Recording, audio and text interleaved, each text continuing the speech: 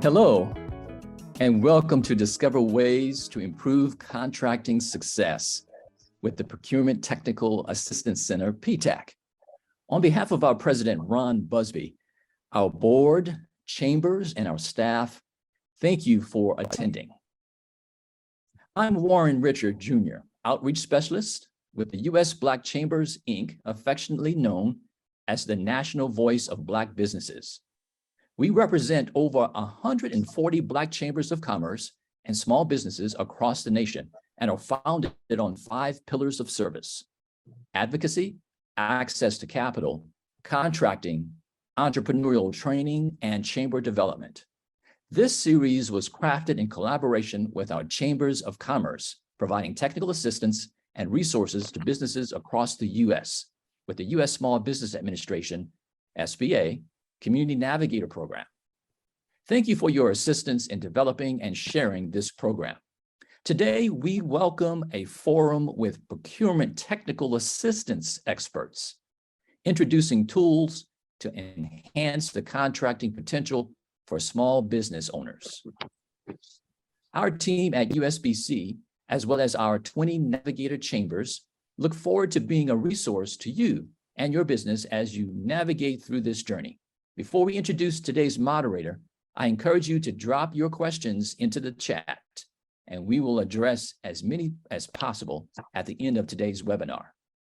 Today's moderator is Carl Davis Jr., Program Manager of USBC's Community Navigator Pilot Program. Davis brings over 30 years of business management and leadership skills honed through his experience as Wall Street financial advisor, SBDC certified business consultant, and executive director of the Silicon Valley Black Chamber of Commerce. Carl, welcome. Thank you, Warren. Thank you for that warm introduction. Tuned in or very interested in, this word's called success. So discover ways to contracting success. And for a small business owner, it's very, very important that they maximize their time. So we have some wonderful guests that's going to help them get to these procurement technical assistances, which are all over the United States. And we're going to give you a lot of information that's going to help you, quote unquote, be successful, because that's really what our aim is today. Our first panelist is Mr. Earl R. King Sr. He employs 25 years of insights with financial services, small business consulting, economic development, and higher education as a business procurement specialist with the District of Columbia. Procurement Technical Assistance Center, DC, PAC, at the Department of Small Local Business Development. He also serves as a principal member and certified financial planner at a financial planning and investment advisory firm. We want to welcome Mr. Earl R. King Sr. Our next panelist is Ms. Lisa Wood. She's a statewide director of the Virginia PTAC and adjunct professor of management at George Mason University. She's a proud host of the Virginia PTACs, and she's previously, Ms. Wood directed PTAC programs in Connecticut, Ohio, and Pennsylvania. So we welcome Ms. Lisa Wood to our panel today. Our final panelist is Dr. Earl Johnson, and he's retired of the Army Contracting Command and Government Contracting Officer. So he was an officer there. Dr. Johnson's expansive portfolio of multi-million-dollar contracts spans major weapon systems, installation support services. After retirement, Dr. Johnson worked with the defense contractor, supporting the Missile Defense Agency, MDA, as an advanced acquisition analyst and supervisor. He was responsible for reviewing contractual actions for compliance within the federal acquisition regulations, as FAR, and MDA's policies and procedures. It's an honor and pleasure to have you all here today. So welcome to our roundtable discussion. Our small businesses know that their time is very, very tight. And when a small business person reaches out for this help, we want to make sure that we're helping them. And the U.S. Black Chamber of Commerce is creating like an ecosystem of of assistance and support for these small businesses. So I want to dive right into a question and see, which of the panelists would like to take on this first question. You ready? All right. First question. For businesses interested in working with a Procurement Technical Assistance Center, that's PTAC, how do they begin? And anyone can chime in. I'll start. The first thing they need to do is visit the PTAC website in their area. And I put a link into the chat for our national organization, APTAC, so that you could access APTAC's website and find out who the closest PTAC is to you. Then you're going to request counseling, and it's one-on-one counseling, and it's free to you. So we're funded by the federal government and by our own host organization. That's why we are of no charge. So it's a good place to be because we're free counseling. So you just go in, fill out your business information, and wait for word from your counselor who's been assigned to you. No, that's wonderful. You said the magic word. You said free, right? Yeah, but that doesn't mean it's cheap. It's free though, and we always tell our businesses, get as much free help as you can before you go pay for help, especially as you said, it's good help. Anybody else want to take it? Earl, do you? And when I say Earl, I shouldn't say just Earl, Dr. Earl Johnson, and then we'll talk. Just like to add on to what's already been spoken, shared, that I think we started with the local Small Business Development Center, and they're all across the country as well, mainly at university campuses, et cetera. And so from there, the assessments are done working through Small Business Development Center, and then from there, PTACs assigned for those that are interested in working in government type contracts. But the Small Business Development Center is kind of like, from what I've experienced, the starting point. And they are there in these local communities, mainly on university campuses. And so if you don't know where to start, as it was mentioned already, there's a PTAC website that's been provided. But also you can check to see if there are small business development centers there in your area. And they can also connect you with the PTAC that can help you with your interest in government contracts. Man, thank you. Thank you, Mr. Earl Johnson. Mr. Earl King, would you like to add something to that also? Yes, Carl. The DC PTAC intake process is somewhat similar to what Lisa had mentioned. Individual interested in taking advantage of the DC PTAC service can go to our website. They can register as a prospective clients. Our intake coordinator, again, will review the information that they have inputted, contact them directly, get some additional required information, and again, they will assign that individual to one of the DC PTAC counselors. So the intake process is the same.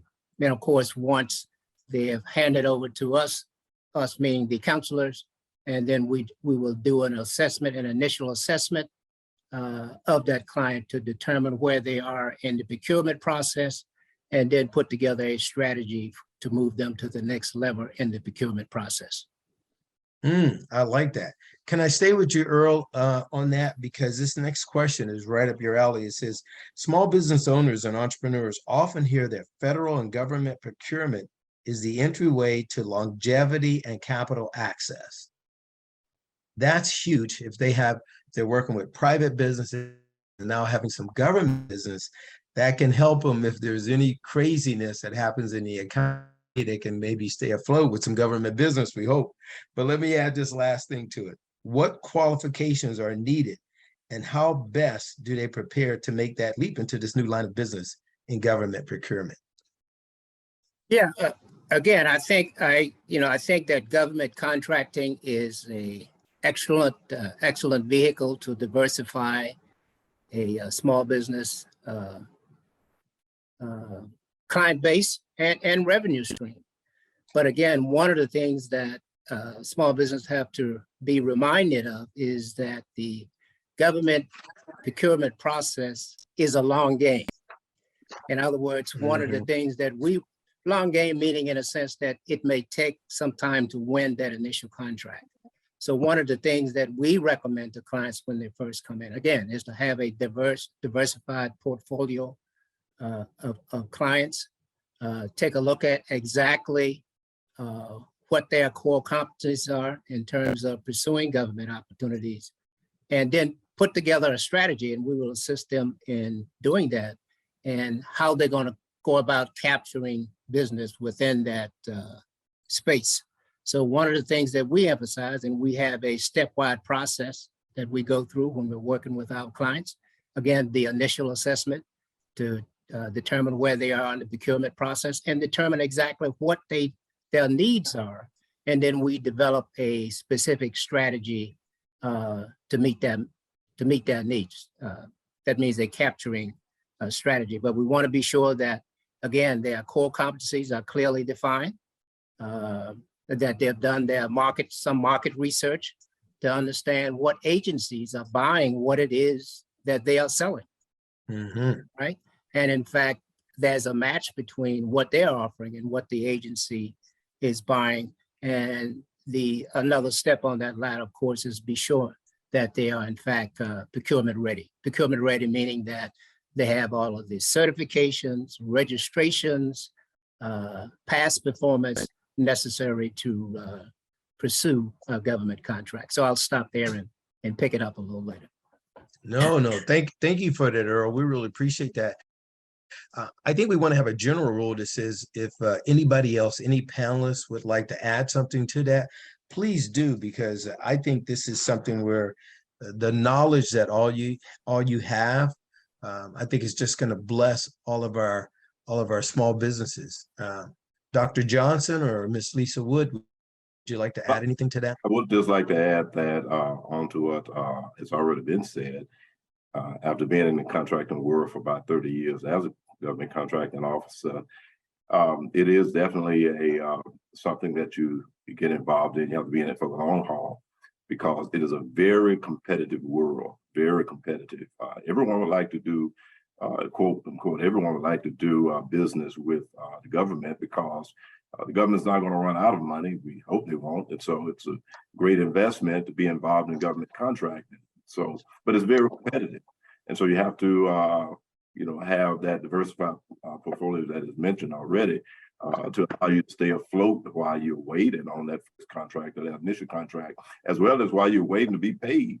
And so all of that has to be considered, but it is definitely a opportunity for persons that would like to do, like to expand their business, like to do government contracting and grow their revenue base. It's available, but it will take perhaps some time, and you have to be willing to go through those periods, those front periods, if you will, where you may not see the money flowing in, but it will happen if you stay with it. Lisa, anything you want to add to that? Yes. One of my favorite classes to teach is, are you ready for government contracting? And there are several issues that I go over in the prep work for entering into government. One, I tell the businesses, try doing state contracting as well. And we as PTACs, we do that. It's not just federal contracting, it's state and local contracting. So that's a great way to segue into federal contracting, is to start small with state or in your municipality or your county. The other thing I really stress is they need to be organized. They need to make sure they're keeping careful documentation of usernames and passwords, being able to touch the stuff when they're working with a counselor and going through their SAM or their certification. Perhaps they want to do 8A. So organization is definitely critical, and the capability statement. They need to begin working on a capability statement. That is the most important document that they're going to have in government contracting. And we help them go through that. We'll critique it and make sure they have a great capability statement to begin marketing themselves. But it's basically learning the language of government, taking all the free classes that PTACs offer so they can understand contracting, and of course, once again, learning that language of government and finding out from subject matter experts how to write a proposal or create the capability statement, and understanding even the accounting end of government contracting. I would like to add one other thing, if I could, and that is that when we think about the qualifications, it's just good for these contractors to have some knowledge of how the federal government works and federal government contracting. And you can find that information through the Federal Acquisition Regulation. You can search that on the web. It's there. FAR is the acronym. But to know something about government contracting, and that information is all there available. You can go and read up on all of the government regulations that guide us in our government contracting world. And so that is also important. Yeah, I'd like to piggyback on what Lisa said about starting with the local government. The Department of Small and Local Business Development that sponsored the DC PTAC program. We certainly encourage our clients to go after DC-based opportunities. One of the programs that we have through DSLBD, Department of Small and Local Business Development, we have a certification program called the CBE program. And what that program requires is that agencies set aside at least 35% of contracting opportunities for SBEs or CBEs. Excuse me, honey. The other issue is that, not other issue, but the other factor is that the mayor of the District of Columbia has mandated that 50% of all the goods and services that's procured in the District of Columbia has to be through SBEs/CBEs. So that, again, that creates a great opportunities, and this is for DC-based businesses, to compete in that space for local government contracts. So we definitely encourage our firms, again, to start suddenly at the local level and with the District of Columbia, and then as Lisa indicated, expand out to state and the federal government as well. Was asked, but it says often in government and federal contracting, we hear bidding and require bonding. And that's a huge issue with a lot of firms. Is there some categories that exist? Yeah, we see most of the bonding requirements in construction. Yeah. So the SBA is really good about offering the names of firms that could work with bonding, but we also encourage our clients to speak to their trusted advisors, like the SBDCs, their insurance person who carries their business insurance, to get some leads on qualified bonds people that can help them get those bonding levels. Then we also tell them, make sure when you're reading a solicitation, you're going over the part that talks about bonding levels so they can be prepared to have those levels. And if not, they can team with somebody who has that particular type of bonding. And as a former government contracting officer, I'm always thinking in terms of federal regulations. And so if persons want to read in advance before they meet with any persons that assist them, they can read about bonding in FAR Part 28. FAR Part 28, anything that you'd like to know about bonding, insurance, or anything of that nature, you can go to FAR Part 28 for that information. Federal Acquisition, Part 28. And generally, certainly the federal government do not require bonding for non-construction procurement or non-procurement, non-construction contracts, excuse me. They may require it for other types of contracts, but as Dr. Johnson indicated, certainly the FAR Part 28 will explain the requirement for any bonding that may be required on contracts, different types of contracts. But generally, there's no requirement for Well, that's contracts. good. Yeah.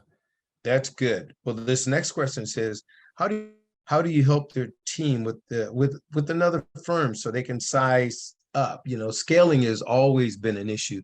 And do you guys actually help them find other businesses so they can partner to scale?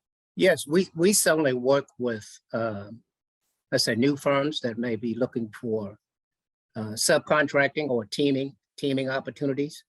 We work with a lot of the federal agencies that suddenly have prime contractors that are looking for qualified subcontractors. So we try to pair our clients with any of those prime contractors. But even at the district level, in the District of Columbia, we also identify potential teaming partners for our clients. Simply because that's a great entryway for new firms to get into the contracting space. Most small business, let me emphasize that, may not have the core competencies or the capabilities, whether that's the job categories or the financial capacity to go after large contracts. So the best strategy for those clients is to do one or two things, either to go after micro purchases or, again, to subcontract or team with larger firms. Or we Lisa- also encourage teaming with smaller firms. So two Absolutely. smalls can get together to take on a procurement that one of them can't handle on their own. So they team together, and it could even be a competitor, and they can join together. But we teach the clients what we call competitive intelligence, where they go out and do some research on some like-minded firms that are potential teaming partners. Also, the Mentor Protege program. It's a great program where the small business starting out can be a protege to a more sophisticated business who's already doing government contracting. They don't necessarily need to be large. They can also be a small. So a lot of people don't realize that in a mentor protege, the mentor could also be a small firm, just more sophisticated and mature in government contracting. Mhm. And as Mr. King has already mentioned, what has happened with us in some cases here in Huntsville, Huntsville, Redstone Arsenal, we are a major contracting center for federal contracting. We have over 70 agencies, federal agencies here operating in this area. And so we have large contractors rather who will come in and meet with us and express the needs that they have for subcontractors. And then we will in turn share that information with those subs that are perhaps selling those particular products. And so that kind of relationship is so important to our small businesses who are looking for subcontracting work, that we're able to pass that information on to them to help them continue to grow their businesses. You guys mentioned earlier how people could contact you, but I think it's worth to mention it again. For people to find PTACs in their area, I think Lisa, you had shared how people could find PTACs in their specific areas. Can you share that again? Sure.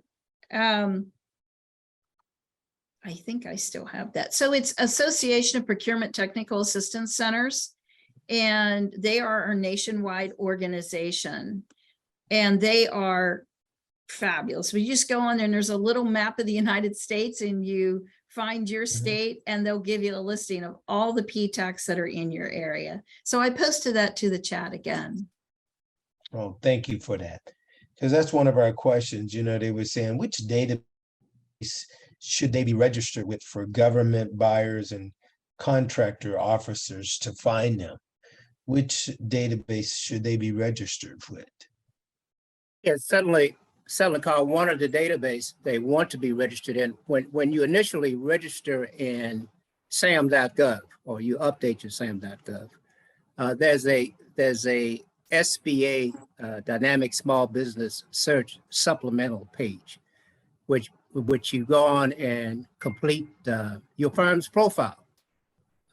Give a brief summary of the service, your service offerings, enter any certification that you may have, and any other critical information on your firm.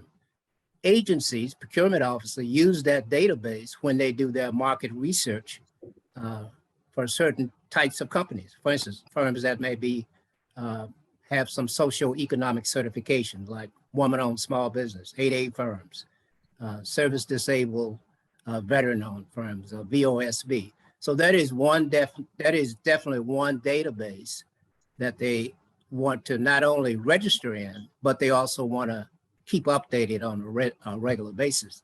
The other thing, the OSTBUs, the Office of Small Disadvantaged Business Utilization. You also want to register, go online and register as a vendor with those organizations, with those specific agencies. Each agency has an OSTBU, and each OSTBU is there to assist small businesses in identifying contracting opportunities. One of the things they encourage small business to do is to register as a vendor in their portal, which means that small business will upload an e-capability statement. And what I recommend is once they've uploaded their e-capability statement, that they also send an email. And normally we'll give them a contact there at the OSTBU, send an email, introduce themselves and their firm, and let that OSTBU know that they have in fact uploaded their e-capability statement and what types of opportunities that they're looking for with that agency. But again, that's all part of doing your research, understanding what the agencies are buying, targeting agencies that you know you have a high probability of not winning, but at least getting an opportunity there to pursue opportunities. But you just want to be sure that agencies, small business offices know about your firm and the services that you provide. So you want to start creating that relationship. A lot of what happens in government contracting is based on building relationships. Yeah. So, and that's a very critical element in terms of securing contracting opportunity. That's always relationships. If any small business persons out there now, if they haven't learned that, I'm sure they will. Relationships are everything. Dr. Johnson, did you want to add anything to that? Yes, I did want to say, just add the fact that the importance of SAMS, how important SAMS is to be, is important to be registered in SAMS. It's not just a platform where you can, a database where you can find opportunities. You cannot be awarded a government contract unless you are registered in SAMS. And so I want to just stress the importance of it and that all of our contractors out there know that you cannot get a contract unless you're registered in SAMS. So they need to go out to sams.gov, huh? Yes. But please don't try to do it yourself. This isn't something you do by yourself. Yeah, that's exactly why they need to connect with these PTAC folks to help them. Now, I want to give them time for their questions to come on, but there's one last question. They said, besides contracting, what other services do you provide to firms to help them prepare, for increasing their revenue? Does PTAC do other things besides just the procurement contracting part of it? So anyone can take it. Matter of fact, all three should probably give a little bit of information on that. I could start with that. Defense Logistics Agency, who is currently our handler, with our general terms and conditions, we are not permitted to counsel on anything but government contracting, but we do a lot of hand holding, definitely. Mm-hmm. Yeah, Carl, I like to chime in on that question. Please, Earl, go ahead. Just a little bit in terms of the other services that the Department of Small and Local Business Development offers. Certainly, while we are restricted in terms of providing financing advice or consultations to our clients, the Department of Small and Local Business Development have other divisions that in fact can provide financing assistance to small business. And this is specifically to DC-based businesses because unfortunately we are restricted to DC-based businesses. But we have a multitude of other services, direct services to small businesses.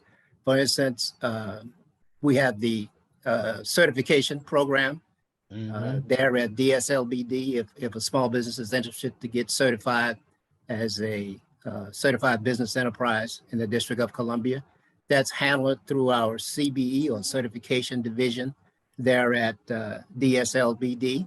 And what that does, it provides preference points, which gives our small businesses a competitive edge on bidding on DC. This is just for DC-based contracts, okay?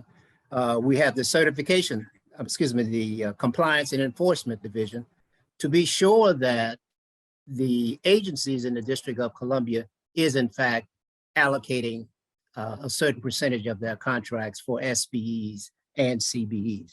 And the business development division. This is the division that works directly with agencies and other regional firms to find additional contracting opportunities and training for our clients. And then there's the Innovation and Equity Development division. They call it InnoEd, but that is the division that will actually provide funding resources and bonding resources for small businesses.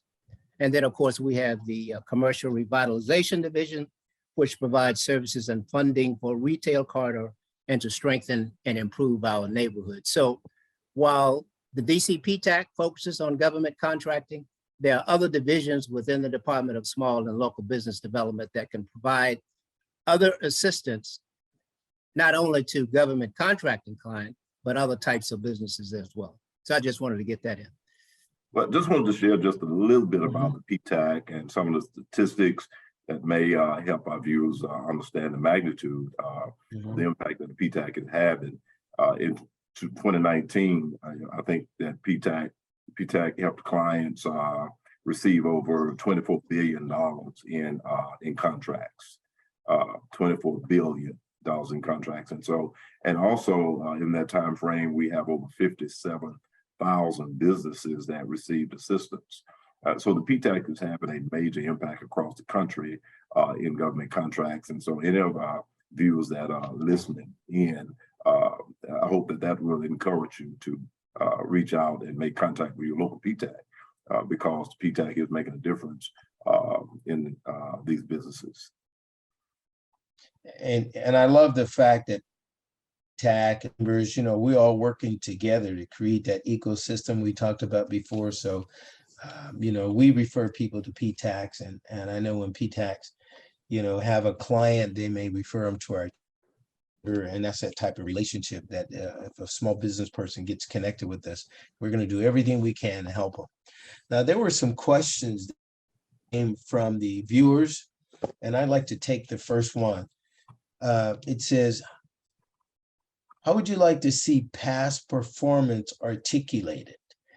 How would you like to see past performance articulated? And it sounds like maybe somebody is applying for it or was trying to become, work the government or get certified. Any of our panelists, whoever would like to take that question, how would you like to see past performance articulated?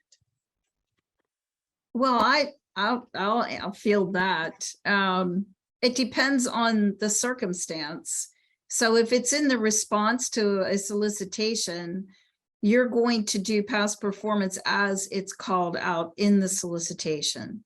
However, if you're doing a capability statement, you're going to format it by saying who the past performance was with, what your role was, just a brief scope, the date that you performed the work, the dollar value of the work, and a contact person, name and either an email or a phone number. That is properly formatted past performance. Many times people make the mistake of doing just a list of people that they've done business with, and that's not proper past performance. That doesn't tell the contracting officer what you did or what your capability is or your capacity. So you have to make sure you're treating it like you would a reference on your resume. You have to make sure all the information is there and not be too wordy, but enough that it shows them what you're capable of. So that's very specific, and never ever is past performance an agency logo on your capability statement. Just don't do that. Yeah. Yeah. Anybody else want to add anything to that? But just after after you receive the government contract, then the government has its own database by which past performance is tracked. It's called CPARs. And so as far as articulating it after you have a contract, the government has a system in place already so that you can articulate or you can provide that data in the CPARs for your past performance to be tracked. Okay. And typically in solicitations, for instance, when you look at the evaluation criteria, one of the things that one of the criteria will be stated as provide significant relevant past performance similar to the tasks or the requirements of this solicitation. Okay, so you always, when you think about past performance, you always, and you're referring to an opportunity, you always want to think about the relevant past performance. Is it relevant to the opportunity in which you are pursuing, or an opportunity in which you're stating on your capability statement? But typically what I recommend is that you put a table with that format that Lisa said of past performance, and just indicate very specifically what that past performance was, dates, contacts, and etc. Thank you for that, Dr. King. I want to apologize. I see my internet, it looks like it's unstable again. If for any reason I get dropped off, Warren or Lisa will continue this panel here, discussion. But we've opened it up to the floor, and it looks like there's some questions coming in. The next one is for you, Mr. King. Earl, it says that you stated the process to secure contracts may be a long game. Could you speak to the average time of securing a government contract and outline the key components of a strategic plan while waiting contracting opportunities? Oh yeah, that's a big question. Again, the length of time will be is going to vary. One of the things that we do when we sit down and talk to our clients about a capture strategy is that we put together a tactical strategy. Typically, there's no time involved in it, simply because it's going to depend on the effort that small business is going to put into capturing that opportunity. I was talking with one of my clients the other day, and what he has developed is a business development capturing system, where any contacts that he make relative to an opportunity that he's going after, he document that in that spreadsheet, in that system. But again, it depends on the opportunities that you're going after. You might be going after an existing contract that you're waiting to expire, so that time is going to vary. If you are new to the contracting business, if you're new to the government contracting space, then it's very difficult to put a time element on how long it's going to take you to win a contract. The only thing that we can do is assist you with developing a strategy and a timetable for performing certain tasks into capturing an opportunity. That's good. Well, Dr. Johnson, it says, in your experience, which industries see the most demand from government buyers? Which industry sees the strongest demand from government buyers? Most of my tenure with federal services has been in purchasing aircrafts and missiles, and dealt mainly the major contractors like Lockheed Martin, Northrop Grumman, Boeing, and those types of large businesses. And so, those areas are the ones that I've seen and experienced most of interest where there have been subcontracting opportunities, opportunities to sell to these large businesses. And so a lot of my contracts, a lot of my interactions has been along the lines of contracts to either the primes or to those subs to the primes. And so for me, the industry that has been, I guess, most prevalent has been the defense industry and weapon systems, aircraft. And so as far as perhaps base supplies and things of that nature, I've interacted a lot with that. So there's that need out there for support for various supplies that's needed by the base. And so those are the areas that maybe some of the others can expound on that perhaps more, but those are the areas that I've been involved in. I've seen the most interest and the industries that I've had to deal with. It depends on the area. Though I've managed 4 PTACs, and in Pennsylvania and Ohio and Connecticut, it was all manufacturing, machine shops and CNCs and tool and die. But in Virginia, it's all IT. So very few skilled trades and manufacturing in the state of Virginia. But professional, scientific, technical NAICS code is one of the most, I think, awarded contracts of all. I believe that's 54. Someone could help me with that, 54990 or 541990. But it's one of the widely awarded NAICS codes. But anything goes. The government buys absolutely everything. You need to know who buys what you sell, who has a demonstrated history of buying what you sell, and that's who you market yourself to.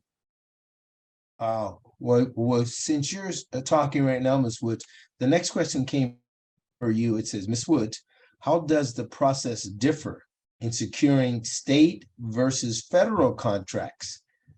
Where should firms start with the state contracting process? I know that's 2 questions, but the first one, does the process differ in securing state versus federal contracts? Yes, so that's a great question. So I've run PTACs, like I said, in 4 different states, and every state has their own methodology for procuring. So it's easier to get into state systems and get into their procurement, their e-procurement. So, and you're only competing against other businesses in the state instead of the whole country. And if you are really on the ball, you'll start looking locally, your town, your municipality, your county, along with the state, because it's all about economic development. They want to award to businesses who are local because it stimulates the economy. So that's a great place to start. And not only is it easier, it's helping you begin to build past performance. So then you're ready to take on the big guys in the federal government and to consider prime on contracts because you've built up the past performance doing the local and state contracts. But it's a lot easier to get into that field and win contracts. It's a great way to start, and it empowers you because you're winning and you're seeing positive results, and it's really preparing you then for the federal market. The last question, it looks like here, how do you gain the government business with no business traction or history? Is that something, I would imagine that, there's first timers. Everybody has to be a first timer sometime. But how is that looked at? Is that frowned upon or less score? What do you guys say about that? Well, we're asked that all the time. That's like the number one questions we get asked. What do I do if I have no past performance? So the government wants to see that you have past performance, but remember, that's just the government. That's only the federal government, the agencies. So we tell people you need to demonstrate that you're a subject matter expert, that you know what you're doing, and you begin to build a customer base, not just in government contracting, but in commercial world. Start local, start state, and build the past performance, because they have lighter restrictions with the small governmental procurement, such as state and local, and going out and doing work for a hospital or a housing complex or schools, somewhere where you can get your foot in the door in the commercial world, because commercial past performance is just as legitimate as federal past performance. So you're going to get that past performance anywhere. And the other way is your past history. So let's say you worked in human resources at a federal agency for 25 years and you retired. So you're a subject matter expert. What is the unknown is you don't have the ability to run a business yet. So you need to sell yourself. You need to demonstrate you're able to do the work, create a bio of your background on your capability statement, and start small. Little things. They'll try you out. Small procurements, credit card purchases. They love to try out and test drive new businesses that are unproven with a credit card purchase. So always make sure that you're saying yes to credit cards. I accept credit cards, especially in the system of award management. But that's a good way to get your foot in the door. Everybody starts somewhere. Every business out there has started somewhere at the very beginning in building their past performance. You just have to be gentle and measured and do it one step at a time. Wow, man, this is so good. We'd hate to end. We got more questions. I know people want to connect with you guys, but we got to thank you guys for and just putting this together. I mean, discover ways to improve contracting success. That's huge. And using PTACs, Procurement Technical Assistance Centers. This was possible through the work with the SBA Community Navigator Program, funded in part through a grant with the U.S. Small Business Administration. I want to give a tremendous thank you to our guest speakers, Mr. Earl King, Senior, Business Procurement Specialist of the DC PTAC, Ms. Lisa Wood, Statewide Director of the Virginia PTAC, and Dr. Earl Johnson, Senior PTAC Advisor of the University of Alabama at Huntsville. And we also want to thank our Community Navigator Chambers for advocating for Black businesses and helping us to promote this. And to you, everybody, all the viewers and everybody who attended and shared in this discussion. The U.S. Black Chambers of Commerce introduced By Black, and we are telling everybody about the only Black certification program with a business directory, providing businesses that certify access to private and public procurement opportunities, highlights, and other benefits. This online program can help prepare you for the contracting space as documents prepare guide. Certify today by visiting usblackchambers.org/certification. That's usblackchambers with an s.org/certification. So join us for future events such as Navigating Cash Flow, Part 1 and 2 with Chase on August 30th at 1 p.m. Eastern Standard Time. Patents, trademark, copyrights, and trade secrets on September 9th at 11 a.m. Central Time. Now's the time to finance with community lenders. That's coming up soon. That's September 13th at 11:30 Eastern Time. For more events like this, regularly visit and certify for upcoming events at our usblackchambers.org website. It's usblackchambers.org/webinars. That'll get you to our webinars. Follow us on social media at US Black Chambers with an S again, usblackchambers.org. If today's forum prompted additional questions and interest, feel free to contact us at programs@usblackchambers.org. We want to thank everybody today for participating and discover ways to improve contracting success with the Procurement Technical Assistance Centers, PTAC. Thank you again. Thanks, everybody. Thank you. Thank you.